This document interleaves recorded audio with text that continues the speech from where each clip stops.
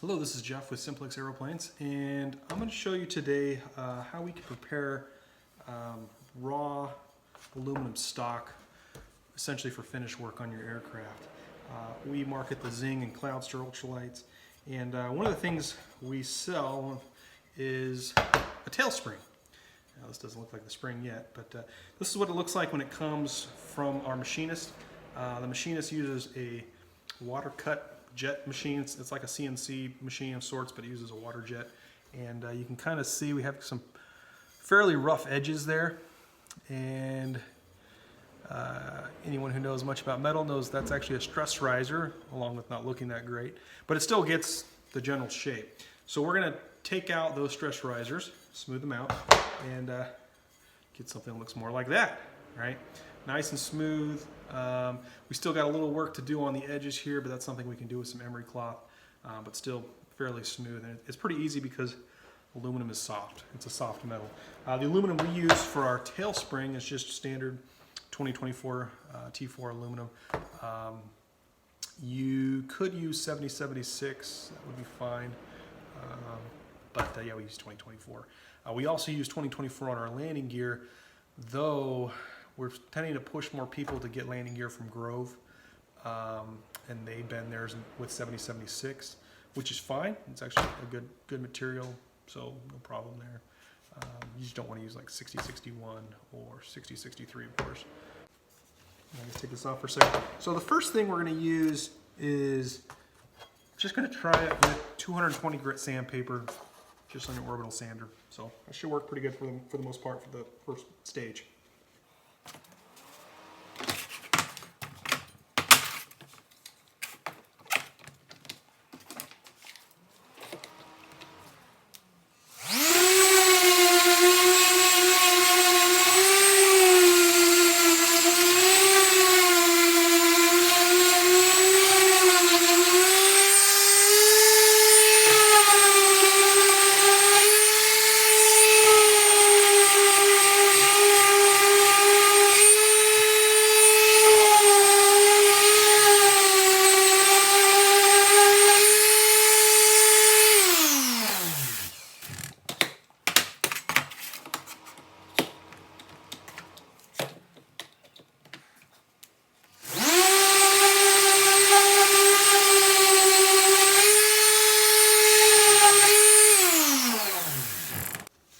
All right, so there's a little bit, you probably can't see it from there. It almost looks like a nick. It's not really a nick. Like my fingernail can barely feel it as a scratch, but there's something right there. So I'm gonna take it out with a flap disc. This is 120 grit. It's probably a little too aggressive, honestly. And I think this is actually like the remains of a sticker on the back. So we'll just take that off with the flap disc. That'll work fine.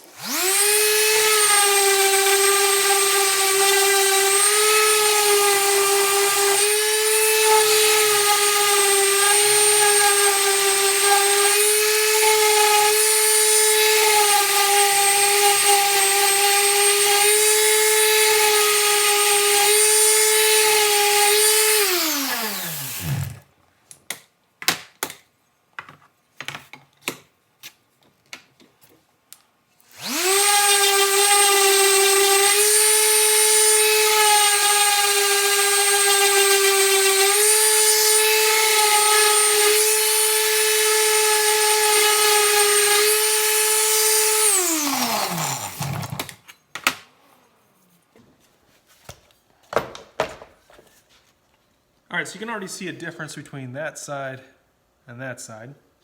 And of course, we haven't hit the edges yet. That's coming soon.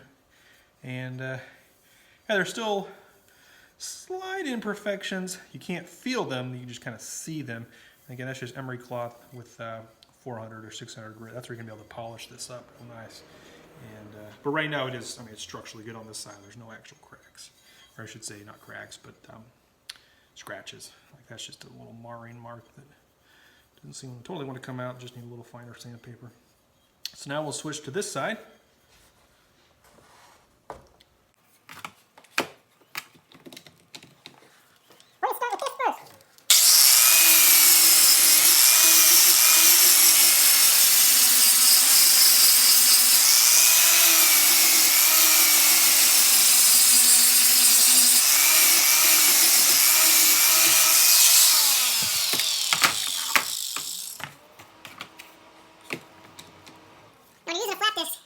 grinder, you really gotta be careful because on aluminum, it'll eat right into it. So that's 120 is probably a little too aggressive. It's not so much that the sander can't get out those swirl marks, but it definitely can get into the aluminum. So you gotta be pretty light and quick moving across. So anyway, I'll finish this spot here and I'll hit it with the sander.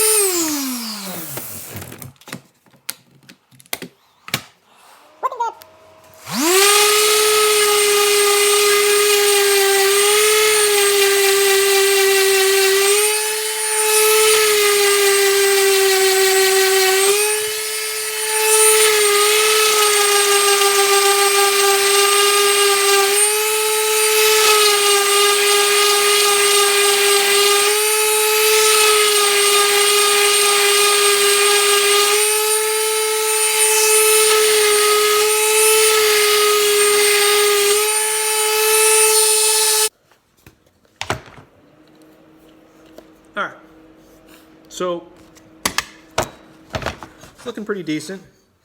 Still a couple little marks here and there, but it's pretty dang smooth. I mean, it is really smooth.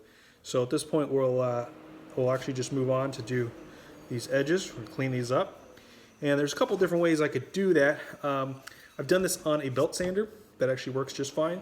I've done this with clamping it on the edge here and then coming on the edge with either with a sander or with a flap disc. I think this time I'm probably just going to put it in the bench vise, and we'll do it that way. So let's go ahead and move over to the vise. Okay, so we're here at the vise. So when you're doing this with the vise, you want to use something that's going to not damage your metal. So don't use just your standard vise, or if you do, have something in between.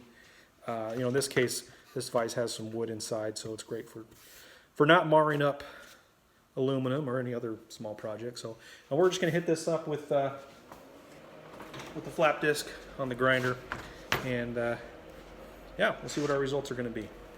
So put our safety equipment back on.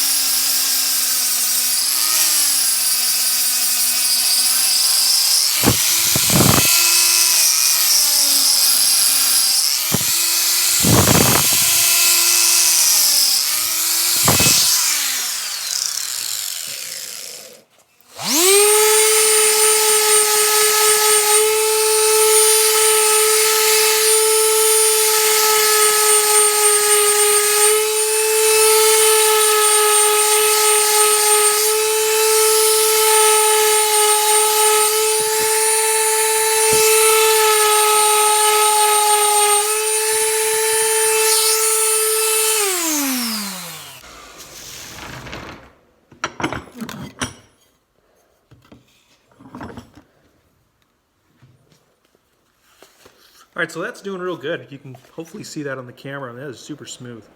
And, just another 600 grit Emery Cloth, and that'll be perfect. The edges probably just do it by hand. I mean, you could do it with the orbital sander, but they just need to be softened up just a little bit. But anyway, this is going to be the little tougher part. Well, I would say tougher. The flap disc will make short work of this, but, this is where it's super obvious. So we'll clean that up right now.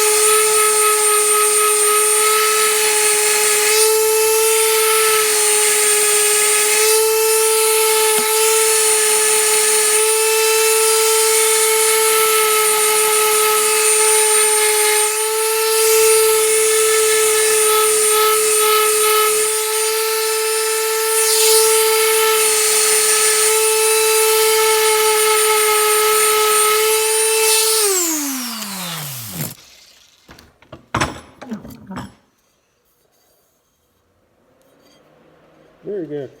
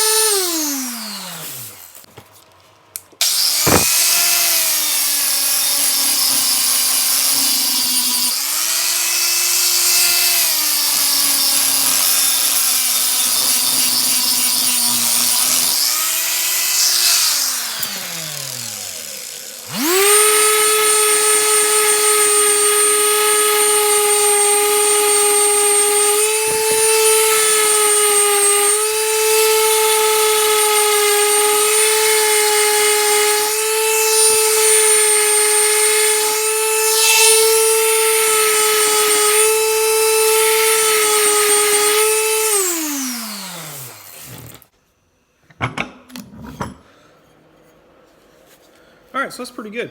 So the only two spots we need to do are just the nose here, and I should call it the tail.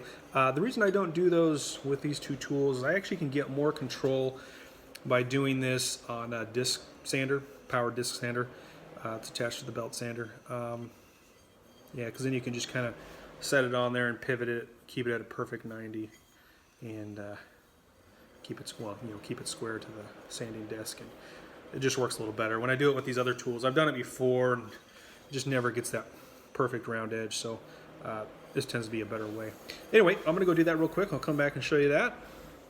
All right, so I just got back from using the disc sander. So got it pretty good. Now you notice there's a little bit different shine here. That's just because of the direction of the disc in comparison to how the sanding, the orbital sander works. So trust me, it's pretty dang smooth there. But again, you can just hit it up with some Emery Cloth. So at this point, I actually won't finish it yet with Emery Cloth because I want to go and bend it. We're going to bend this into the shape of our tail spring. And the bending process tends to actually, I wouldn't say cause flaws, but it, you're stretching the metal. So you end up having to come back and just basically do a final buffing of sorts. You don't need to use anything aggressive. I'm talking 400 to 600, so maybe 300. But anyway, so that's pretty much how you can do this. So I want to show you one last thing. After we've bent one of these tail springs, we get these just marks from the bending process. It's straining the metal, and plus you have that die coming down. And anyway, it's not actually gouging or anything. It just makes these little marks. So, like I mentioned before, just some good Emery Cloth. So here's 400 grit Emery Cloth, and obviously that takes the marker off. But even here, I'll stop bouncing the camera. You don't have much going on that Emery Cloth can't take out. It even kind of shows just the stress that's applied. If I can get that to show in the light to the metal. Now that's fine. The metal properties are not affected. We do a cold bend. We don't heat this metal up at all. But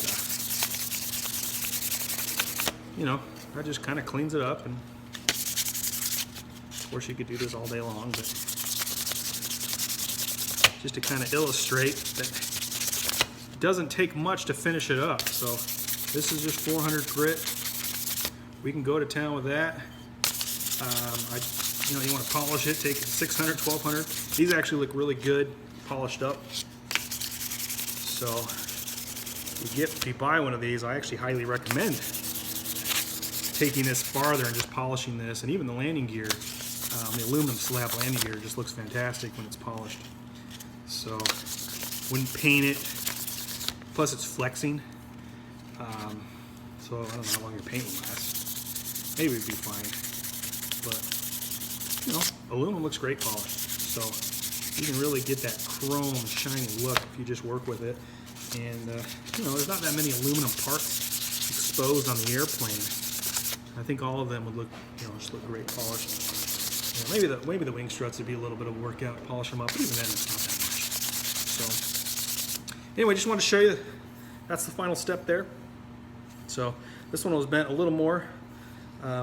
Actually had the customer tell me he was looking for a little more bend. He wanted a little more ground clearance as opposed to this other one where it has a little less of a bend. This is actually more toward the plans. So if you're to order one, this is more the bending profile you would get. But you can ask for this profile. So if you want that profile a little more, you say you just want a little more ground clearance on for the rudder, this would be the profile to do.